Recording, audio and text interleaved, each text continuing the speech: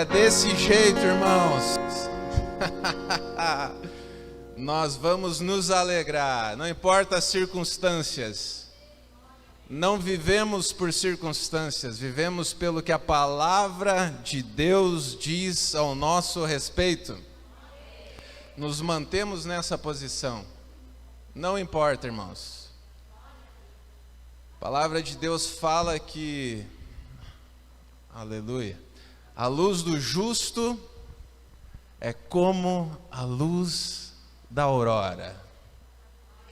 Sabe a luz da aurora? É aquela quando nasce pela manhã, a aurora. A luz do justo é como a luz da aurora, que vai brilhando mais e mais e mais e mais e mais, até ser dia perfeito. Até ser dia perfeito. Olha isso, queridos, o que a palavra está falando ao teu respeito. Se você é um justo, se você foi já justificado pela palavra de Deus, se você já aceitou a Cristo como Senhor e Salvador da sua vida, você é um justo, e a partir de agora a sua luz vai brilhando mais e mais e mais e mais, até ser dia perfeito. Você pode estar numa etapa do processo na sua vida, e você pode hoje estar diante de uma circunstância desafiadora na sua vida. Eu vou te falar, vai surgir outra ali na frente, queridos. Mas a Bíblia te recomenda, não olhe para a circunstância, olhe para Deus, olhe para a palavra, olhe para aquele que é o autor e consumador da sua fé. E se mantenha com os olhos fixos na palavra, porque não importa o como está esse mundo. Eu vou te dizer uma coisa, porque esse mundo passará. Todas as coisas passarão, mas essa palavra não vai passar. Parafraseando Jesus Cristo, não vai passar.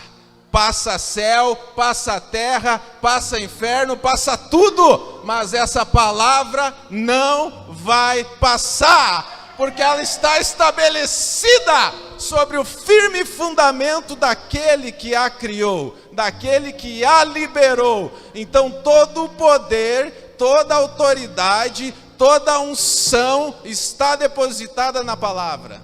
Aleluia! Eita Deus bom! E é sobre isso que nós vamos falar hoje à noite. Oh, glória a Deus! Diga comigo, eu sou uma brasa e vou começar um incêndio. Aleluia! Nós somos um povo afogueado, queridos. O mundo lá fora quer ver você apagado, quer ver você triste, quer te condenar, tentar colocar condenação sobre a sua vida, ver você chutando pedrinha, você depressivo. Mas eu vou te falar um negócio. Preocupação, irmão, é fé no diabo.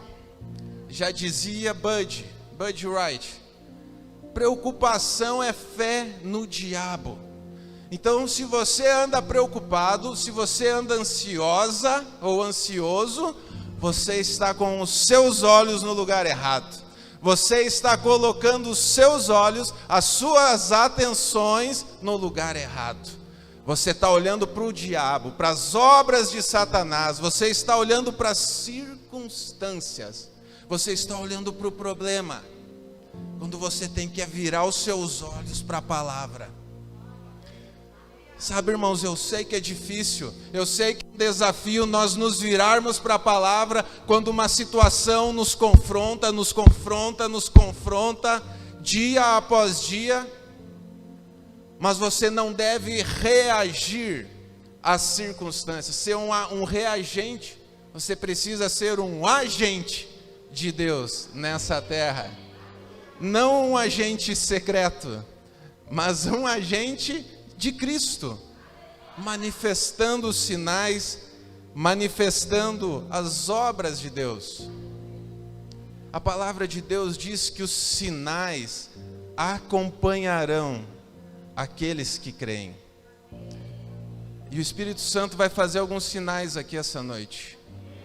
É uma unção muito forte aqui essa noite. Ele quer manifestar sinais em meio à igreja, queridos.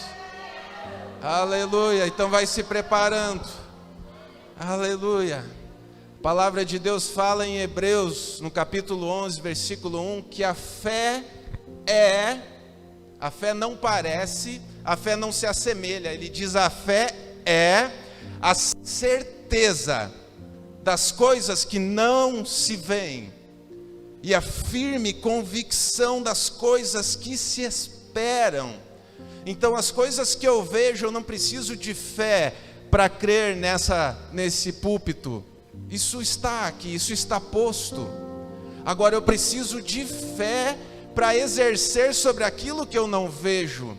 Mas eu creio, e sem fé eu não posso também agradar a Deus. Agora, diante das circunstâncias, queridos, que nós falamos até agora, se eu começar a olhar para a circunstância e falar circunstância, eu não estou exercendo fé.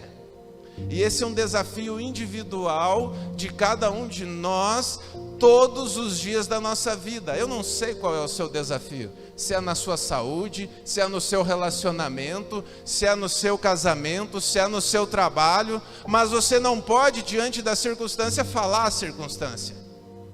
Ah, meu marido isso, minha esposa aquilo, minha conta bancária. Não fale negativo, queridos. Fale a palavra. E esse é o grande desafio, você declarar a palavra de Deus diante disso. Mas o que a palavra está nos dizendo em Hebreus capítulo 11, versículo 1, que a fé ela não se parece, ela exatamente é aquilo que você ainda não está vendo. Ela não está na sua frente, ela não está manifesta ainda visualmente para que você possa tocá-la, para que você possa apalpá-la ou para que você possa mensurá-la. Amém? Quando nós aceitamos a Deus, quando nós aceitamos, ou melhor dizendo, a Jesus Cristo como nosso Senhor e Salvador, nós recebemos uma medida de fé. Como assim, irmão? Porque você precisa de uma medida de fé para crer que Jesus morreu por você lá na cruz e te deu agora o perdão dos pecados, te reconectou ao Pai e te fez um filho de Deus. Se você não tiver uma pequena fé ou uma medida de fé, você nem crê nisso e você não é salvo. Então, quando você crê em Jesus, você recebe uma medida de fé. A partir desse momento, você precisa desenvolver a sua fé. E é aí que muitos cristãos falham, irmãos. Muitas pessoas se frustram na igreja com a palavra de Deus, porque exerceu a primeira medida de fé e não trabalhou para que a sua fé fosse crescendo, que a sua fé fosse sendo alimentada. Não buscou saúde, crescer em fé, desenvolver o firme fundamento das coisas espirituais que estão na palavra de Deus. Algo que atrapalha muito, irmãos, é a dúvida. Sabe, a gente muitas vezes, diante das circunstâncias em que a nossa fé, vamos dizer, é testada, nós precisamos exercer a firme convicção das coisas que não vemos. E a dúvida cria essa imagem mental. A dúvida é uma bifurcação. A dúvida é como se fosse um trevo entre a tua convicção e o caminho da dúvida. Você vai se deparar, irmãos, diante das circunstâncias, em uma bifurcação. E se você responder positivamente a palavra de Deus, você vai conquistar o galardão, você vai conquistar o seu objetivo. Nessa encruzilhada, queridos, onde a fé e a dúvida se separam. Elas não andam junto. Fé não anda junto com dúvida. A fé, ela é um caminho de certeza, não de ignorância, de certeza. Você tem que andar tanto em fé, irmãos, que se o mosquito da dengue te pegar, ele é curado. Ele é que vai pegar a tua fé. Você vai estar tão cheio que se o mosquito te pica, ele vai... Você entendeu? Aleluia. Glória a Deus. E todo o resto, queridos, doença, miséria, é a ausência da palavra de Deus. A doença no corpo humano é a ausência da palavra. Porque a palavra, como está escrito, João 6,63, a palavra de Deus é espírito e vida. Espírito e vida. Onde há vida, não há morte. Onde há a palavra de Deus, há prosperidade financeira. Se você anda diante das circunstâncias declarando a palavra de Deus, fazendo a sua parte, você vai também ser próspero financeiramente. Não há espaço para miséria diante da convicção na palavra de Deus. Agora, não adianta você declarar a palavra de Deus e ficar dormindo até as 10 horas da manhã. A fé também tem uma atitude correspondente, você está entendendo? Então a fé, ela precisa ser exercida assim na convicção, na firme convicção, mas também com uma ação correspondente. Aleluia.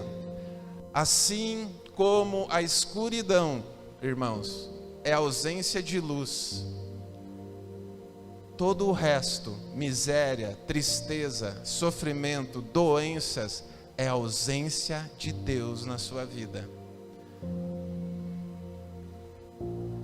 Está quieto agora, irmão? Quanto mais você se aproxima da palavra de Deus, quanto mais você se aproxima dessas verdades espirituais, mais a sua vida é transformada. Mais as coisas ao seu redor vão se transformando, porque você vai sendo transformado. Irmãos, você não se aproxima de Deus para Ele te fazer rico. Você se aproxima de Deus para Ele te fazer filho. Você não busca a palavra de Deus para Ele te fazer ganhar dinheiro. Você se aproxima da palavra e ela te transforma em um ser humano melhor, em uma pessoa melhor, com convicções melhores, com ações melhores. E isso proporciona que você tenha uma vida melhor. Aí você acessa, de certa forma você desbloqueia a sua mente. Você renova, como está escrito Romanos 12:2, você renova a sua mente com a palavra de Deus e transforma a sua própria vida, não a vida do seu irmão que está aí na cadeira do seu lado, não a vida do seu filho, não a vida do seu marido, da sua esposa, a sua vida é transformada. E porque você transformou a sua vida, você se tornou uma pessoa melhor e você mudou as coisas ao seu redor, as circunstâncias ao seu redor. A palavra de Deus nos fala, Lucas 6, servo bom e fiel, foste fiel no pouco, sobre o muito te colocarei. Sabe, meus queridos, nós precisamos aprender a ser fiéis com aquilo que Deus já depositou em nossas mãos, enquanto nós trabalhamos para alcançar aquilo que Ele já liberou, para que nós venhamos a alcançar no futuro em nossas vidas. Enquanto nós caminhamos, nós vamos sendo gratos por aquilo que já está disponível em nossas vidas. Para alcançarmos novos níveis, nós precisamos ir honrando e sendo fiéis. Agora, se você não cuida bem daquilo que já está nas suas mãos, nesse exato momento, em todos os aspectos, não espere receber algo melhor. Servo bom e fiel. seja fiel no pouco, sobre o muito eu vou te colocar. Assim diz o Senhor. E não é preciso de um profeta vir aqui impor as suas mãos na sua cabeça, embora isso seja bíblico, e nós vamos fazer isso aqui depois. Mas essa palavra por si só, ela te toca por dentro, e você precisa preparar o terreno do seu coração para receber essa palavra, plantar ela no seu coração e permitir que ela frutifique a 50, a 30, a 100 por um, mas que dê um bom fruto. Sabe que muitas sementes acabam morrendo, queridos, porque o nosso coração não está sendo regado com a palavra de Deus. Foi uma semente que foi lançada no seu coração, mas que você não regou com a palavra de Deus. Você acolheu a palavra, mas você não continuou regando essa palavra com a palavra de Deus. Essa semente, ela morre, essa semente, ela murcha. Por isso que quando você recebe uma profecia, você recebe uma palavra específica e direcionada, você sim acolhe com o seu coração, mas você precisa trabalhar essa palavra para que ela frutifique. Foi ministrado aqui, não foi combinado.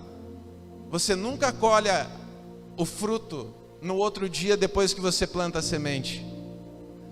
Existe um processo. E é nesse processo que muitos acabam falhando, irmãos. Diga comigo, eu não sou desses. Eu vou frutificar. Aleluia. Nós vivemos em um mar de circunstâncias, irmãos, todos os dias, desafiadoras. Em quase todas as áreas da nossa vida, nós temos desafios. Se você não tem, depois eu quero que você venha aqui impor as mãos sobre a minha cabeça, você vai orar por mim. Mas nós temos desafios todos os dias, queridos. Todos os dias nós vamos passar por circunstâncias que vão nos confrontar, vão nos colocar nessa bifurcação. E diante da sua escolha, você vai sair vitorioso, escolhendo pela palavra de Deus. Muitas vezes nós olhamos para as circunstâncias da nossa vida e dizemos, está uma tempestade. Está uma tempestade a minha vida. Mas você tem um Deus que acalma tempestades. Algumas vezes Ele até nem vai acalmar a tempestade. Ele vai acalmar o marinheiro. Vai acalmar o teu coração diante das tempestades.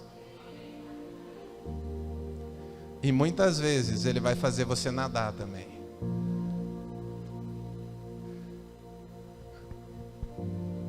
Mar calmo, queridos, nunca fez bom marinheiro. É preciso circunstâncias te espremendo, muitas vezes, para ver o que vai sair daí de dentro. E se eu te perguntasse agora, o que tem saído de dentro de você diante da circunstância? Tem saído fé? Ou tem saído murmuração? O que tem saído de dentro de você? Em 2 Timóteo, e eu quero entrar nessa parte agora com você, você pode estar abrindo comigo, 2 Timóteo no capítulo 3.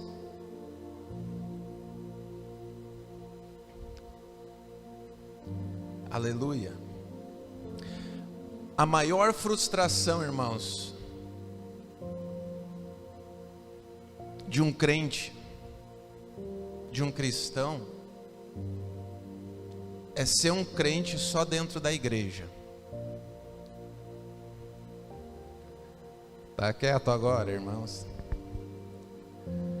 A maior frustração que você pode ter na sua vida, queridos, é você querer ser crente só dentro da igreja. Anota isso. Você vai ser um crente frustrado. Aqui é o quartel-general. Aqui é o centro de treinamento.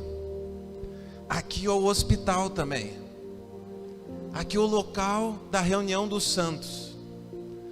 Lá fora é onde está a batalha. É lá onde nós vamos arrebentar os portões do inferno. Vamos saquear o inferno e vamos povoar os céus. Com ousadia, com unção, com coragem. Não com timidez. Amém, queridos? Você não nasceu de novo para deixar de ser humano, né? Mas você nasceu de novo para se tornar um ser humano melhor. Falo isso com discernimento. Você sabe que você, a sua essência é um espírito. Quem nasce de novo é o seu espírito. Você tem uma alma e habita num corpo. Mas você não deixa de ser humano quando você nasce de novo. Mas quando você nasce de novo, agora você está apto para se tornar aquele ser humano que você nunca conseguiria se tornar pelas suas próprias forças. Mas agora, porque há um Espírito, o Espírito do próprio Deus, o mesmo Espírito que ressuscitou Jesus Cristo dentre os mortos, agora habita dentro de você, ele te capacita a se tornar aquilo que você nunca conseguiria se tornar, se você não tivesse aceitado a Cristo. Você se tornou agora alguém melhor. Você recebeu a primeira medida de fé. Você precisa desenvolver essa fé. E dito isso, deixa eu te perguntar. Você gostaria de ter a possibilidade de estar conectado em uma fonte inesgotável de energia, que te capacitasse ao poder, te capacitasse a uma unção, a um poder de cura, que te curasse, que te desse vitalidade, que ativasse coisas na sua vida? Você gostaria?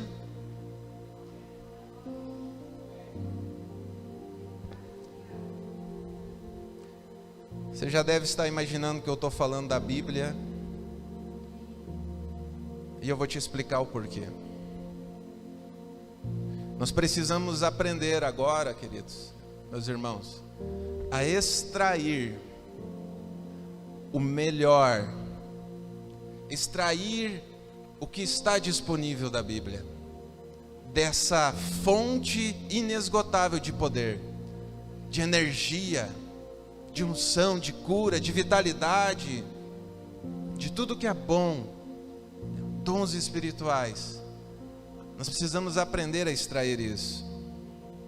2 Timóteo, no capítulo 3, versículo 16, nos fala que toda Escritura é inspirada por Deus e útil para o ensino, para a repreensão, para a correção e para a instrução na justiça. Nós vamos pegar uma palavra aqui, que é essa palavra inspirada.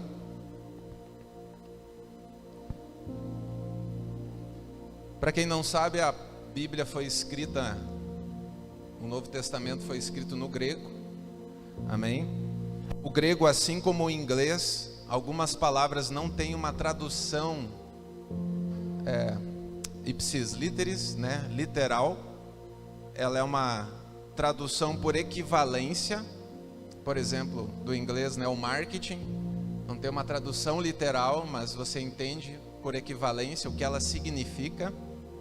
Essa palavra inspirada, toda a Escritura é inspirada. No original grego é a palavra grega theopneustos. Theopneustos. Essa palavra teo é a mesma palavra que deu origem à palavra teologia, que é o estudo das coisas de Deus. Tem um curso, inclusive, né, com o nome de teologia. Theo significa Deus, no grego. Theo, Deus. Essa segunda parte, pneuma, ela deriva do original pneu. A mesma palavra usada hoje para o pneu do carro. Escreve do mesmo jeito, né? Ela significa um movimento dinâmico do ar.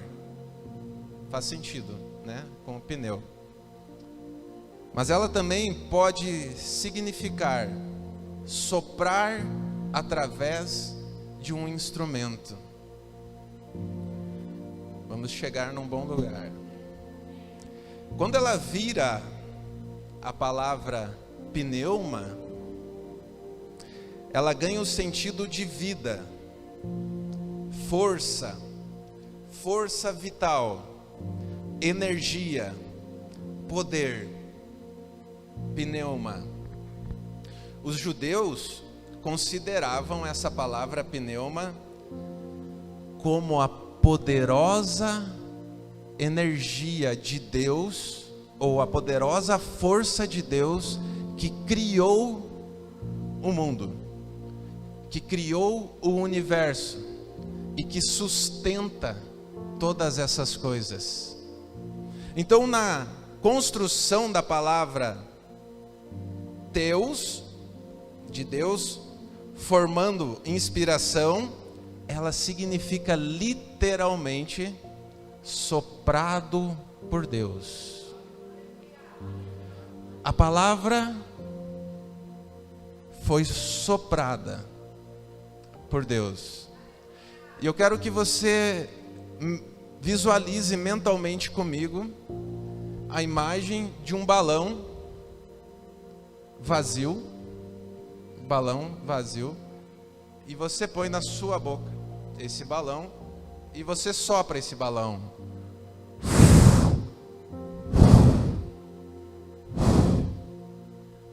E porque você soprou esse objeto que estava sem forma e vazio, ele ganhou uma forma. Ele ganhou uma forma.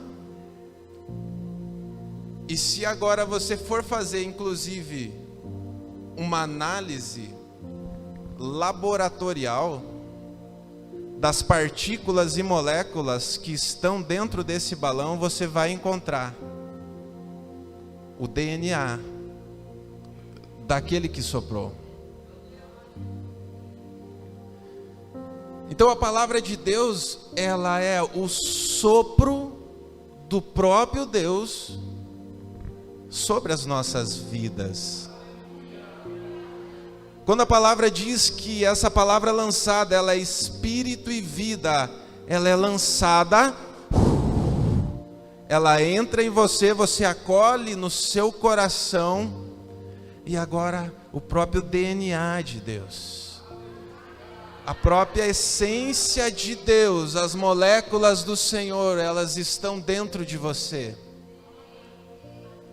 O próprio Deus, a própria essência de Deus, o próprio poder de Deus, a própria energia do Senhor dentro de você,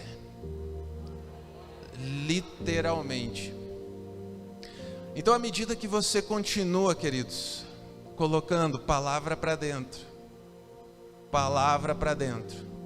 você está colocando a própria essência de Deus. O próprio DNA continua entrando, te enchendo. E agora eu vou te falar, se você continuar se enchendo desse DNA, dessas moléculas de Deus, o que vai acontecer contigo?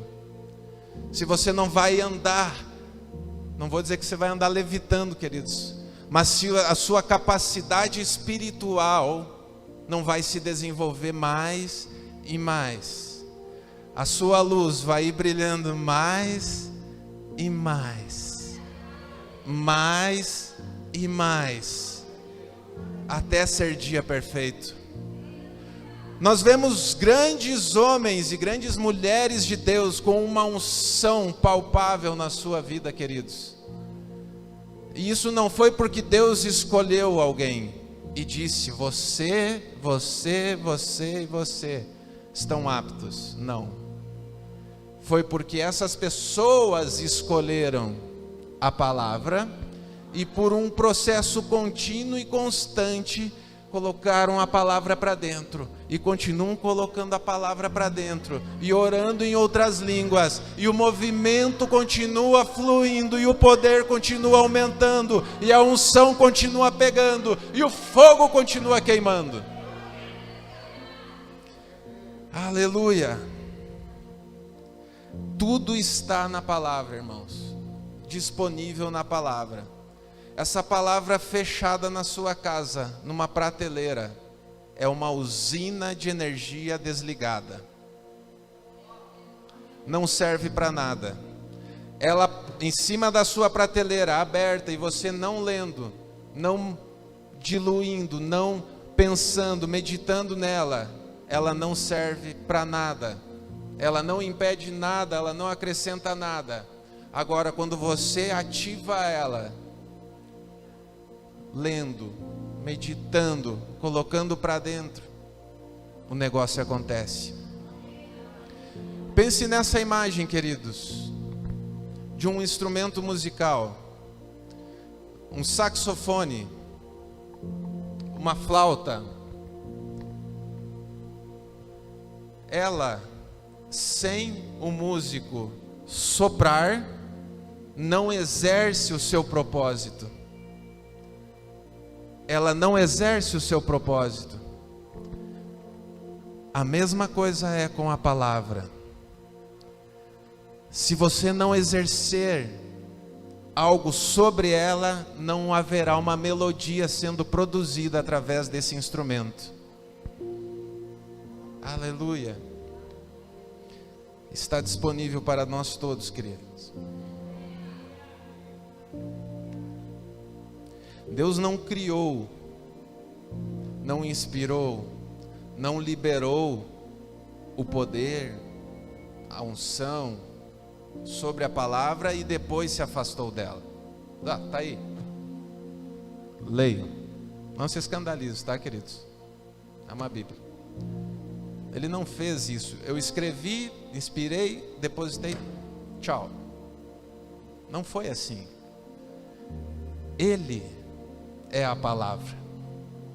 No princípio está escrito em João capítulo 1, no princípio era o Verbo, e o Verbo estava com Deus, e o Verbo era Deus. Ele é a palavra.